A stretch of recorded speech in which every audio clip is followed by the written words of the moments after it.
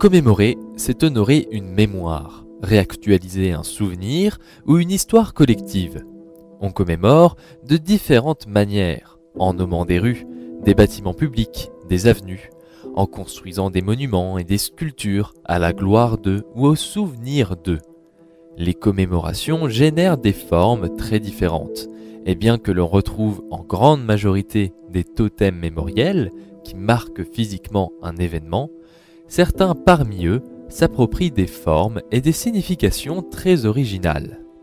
Aujourd'hui, observons ensemble une œuvre d'art impressionnante commémorant l'histoire archéologique française. Ex Libris, Jean-François Champollion, de l'artiste Joseph Kossuth.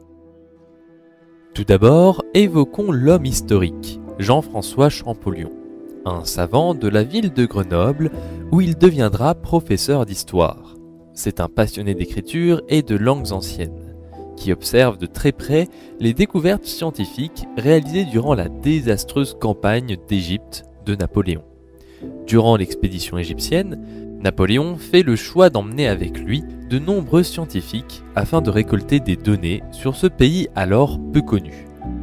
D'ailleurs, toutes les informations seront compilées dans un immense recueil, Description de l'Égypte, en 1809. C'est aussi durant cette campagne qu'un officier de Napoléon trouve dans la petite ville de Rosette une ancienne stèle fragmentée, la fameuse pierre de Rosette. Il y a alors 3 écritures gravées sur cette pierre, des hiéroglyphes, illisibles car leur traduction est perdue depuis la fin de l'Empire romain, une écriture égyptienne, le démotique, et enfin du grec ancien. Les scientifiques comprennent alors qu'ils ont en leur possession un outil de lecture incroyable. Cette pierre permettrait de traduire les hiéroglyphes et de comprendre la culture si énigmatique des Égyptiens. Malheureusement, les Anglais ayant repoussé l'expédition napoléonienne récupèrent la pierre, et seules des copies manuscrites rentreront en France. Champollion, alors passionné par ces écritures hiéroglyphiques, va passer de nombreux mois à lire et étudier toutes les trouvailles en Égypte. C'est une véritable course contre la montre, entre les Anglais, travaillant sur la pierre elle-même, et différents chercheurs français, travaillant sur des copies manuscrites. En 1822, Champollion déclare avoir traduit la pierre de Rosette. Il découvre que les hiéroglyphes sont des dessins transmettant aussi bien des idées que des sons.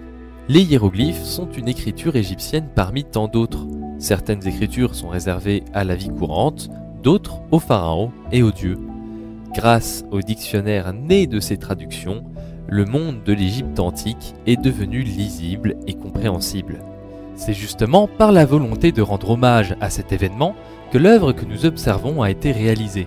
Inaugurée le 11 mars 1991, à l'occasion du bicentenaire de la naissance de Champollion, Ex Libris est apposée sur la place dite des Écritures, derrière le musée Champollion, maison natale de l'égyptologue dans la ville de Figeac. Cette sombre pierre est tout simplement un agrandissement de la fameuse pierre de Rosette. Son créateur est l'artiste américain Joseph Kossuth. Il est un des chefs de file du mouvement contemporain de l'art conceptuel. L'art conceptuel ne définit plus une œuvre par son aspect esthétique, mais surtout par son idée, son concept.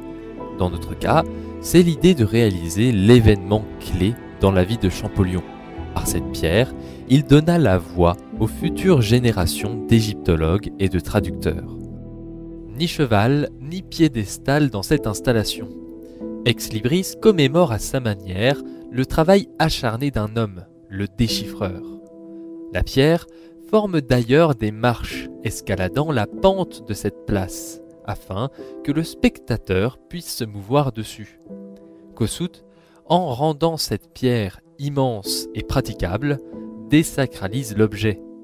Un hommage éclaté en 3 parties, qu'il faut appréhender comme un lieu d'investigation, parcourir et décrypter, comme Champollion l'a fait en son temps pour les hiéroglyphes.